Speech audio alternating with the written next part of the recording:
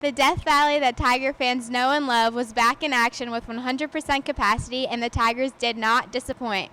Clemson getting the job done with a 49-3 win over South Carolina State. The atmosphere was electrifying for Clemson's first home game of the season. The alumni are special here, and that was so cool to, when our guys come out of the bus and get ready to run down the hill, and the crowd's going nuts, man. Pull the headset off and just take it all in. Certainly don't ever want to take that for granted. People of Clemson just have such, again, great pride and appreciation, appreciation for its university and the players, this program, the history here. It's very, very special, and it was on full display today. Clemson defense on full display, shutting out a second straight team from reaching the goal line.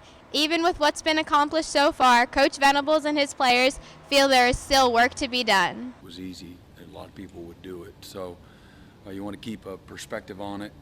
Again, we're not beating our chest. We got a lot of work to do, a lot of areas that we've got to continue to improve, and I believe we will, because our guys' commitment, the way they've worked thus far, and the humility that they've shown. They're very hungry. They understand and recognize the standard, and again, up to this point, they have really embraced that. I think a lot of guys are having a high ceiling for themselves, and pushing and striving and straining for a championship style defense. And we got a long way to go before we get there, but we're making incremental improvement. Will Shipley, the former five-star prospect, had a team high of 80 rushing yards with 8 carries and scored his first 2 collegiate touchdowns. It was crazy, first drive out of the second half, and started off with a good inside zone play and just kind of start driving down the field, get a couple throws in there, have a little trouble on that outside zone for the boundary. When we get toward the green red zone, and then call a draw play on about 15, 20-yard line. I forget where it was, honestly. And, before the play, I kind of knew it was going to be a backside A-gap, just how the defensive structure was. So, took my one step, read it. Marcus Tace released, got number 15, made a little move on that, and then had a little contact going into the end zone. But it was incredible just to get into the end zone here at Death Valley. It's unreal. That's really the only way I can explain it. I'm at a loss for words, but both times, I got in the end zone tonight. I didn't know what to do with myself. Another rising superstar, Will Taylor, showed his speed and toughness this Saturday. After fielding a punt at the Clemson 33 and making a couple guys miss, he was finally brought down at the Bulldogs 16.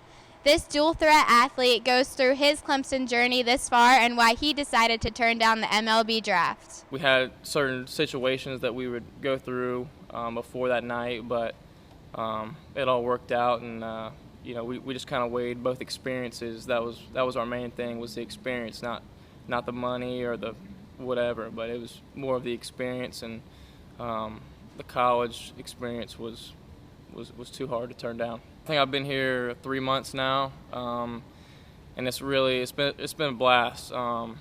Really, just from academics to athletics here at Clemson, and being able to play both sports here is going to be really special.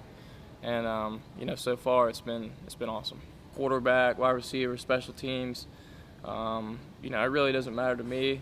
I'm just here to help the team succeed.